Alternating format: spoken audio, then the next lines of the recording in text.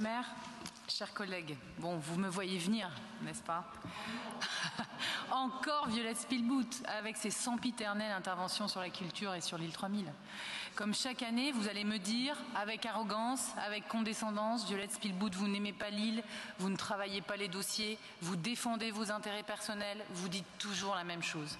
Et moi, comme chaque année, je continuerai de vous répondre avec patience, avec détermination. Car oui, à faire respirer l'île, nous faisons le job, celui des élus municipaux d'opposition, qui écoutent le terrain, qui analysent les délibérations. Celui des élus qui ont des convictions, chevillés au corps, et qui ne lâchent rien, malgré les moqueries, les pressions, les intimidations. Celles qui se mobilisent pour la culture dans tous les quartiers, pas la culture bobo, pas la culture intello, la culture pour tous, simple, accessible, durable. Et c'est en ce sens que je me réjouis cette année que 53 associations puissent être subventionnées pour les actions culturelles de l'île pour un montant de près de 10 millions d'euros. Certaines sont historiques et nous tiennent à cœur, nous les Lillois, comme Flonflon, à base d'atomes, Clé de Soleil, l'Orchestre d'harmonie de l'île Five ou le Carnaval de Moulins, et je ne peux pas toutes les citer. Parmi elles, on voit aussi des petites nouvelles. Culture Barbare, Compagnie La Bugne, Compagnie Les Nouveaux Ballets du Nord-Pas-de-Calais, Compagnie Samuela, Cause Toujours, École des Arts Hip-Hop. Je leur souhaite longue vie sur le territoire lillois, dans les cafés, les bars, les lieux de diffusion culturelle, petits et grands dans notre ville. Néanmoins, notre groupe Faire Respirer l'île continue en effet inlassablement de souligner la concentration des budgets municipaux de la culture sur les très gros établissements. Rappelons que l'Opéra de Lille, l'île 3000, l'Orchestre de Lille et le Théâtre du Nord, à L4, ne concentrent pas moins de 8 043 839 €, soit plus de 82% du budget total de la culture. Et les 49 autres associations doivent se partager les 18% restants.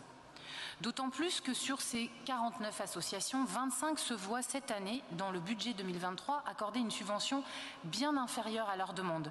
Il est très étonnant même cette année de voir le Prato, Atakafa, l'Attitude Contemporaine ou même le Tirlaine, tout à l'heure que nous avons vu en vidéo, qui ne soient pas accompagnés sur la montée en puissance de leur projet, alors que je crois ils n'ont plus rien à prouver dans leur implantation, leur engagement et leur capacité à fédérer dans nos quartiers. En tout cas, c'est plus de 200 000 € de soutien qui ont été refusés, alors que j'en suis certaine, leur projet tenait la route. Et surtout, ces subventions demandées viennent, on le sait, le plus souvent, consolider un projet associatif annuel et pas des appels à projets, favorisant l'emploi culturel durable et l'accès à la culture pour tous.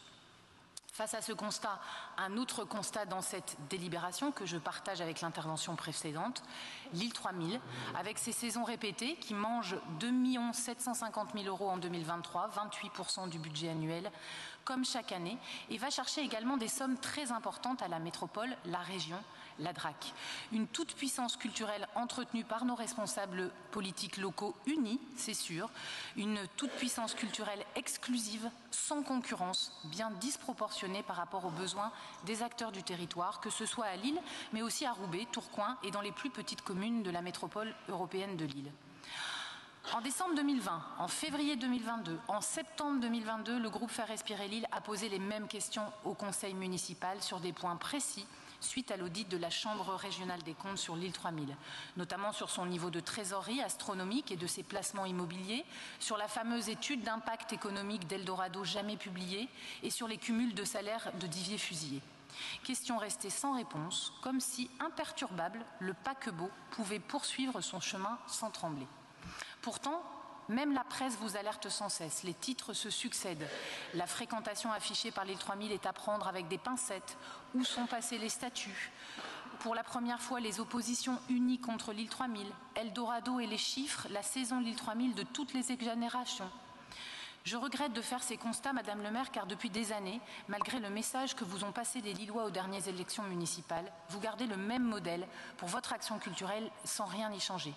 Dois-je vous rappeler que 60% des Lillois n'ont pas voté pour vous et n'ont pas donné quitus à votre action culturelle comme vous l'affirmez chaque année à chaque nouveau budget.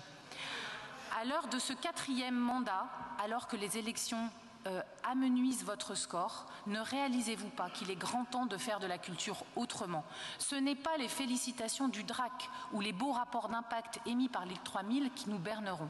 Nous souhaitons ici défendre nos convictions, celles que la culture devrait nous réunir au-delà des postures partisanes et qu'au bout de 4 mandats, il serait normal que majorité comme opposition soient mobilisées ensemble pour une culture populaire, décentralisée, co-construite sur tous les quartiers de l'île et l'Aime et l'Homme.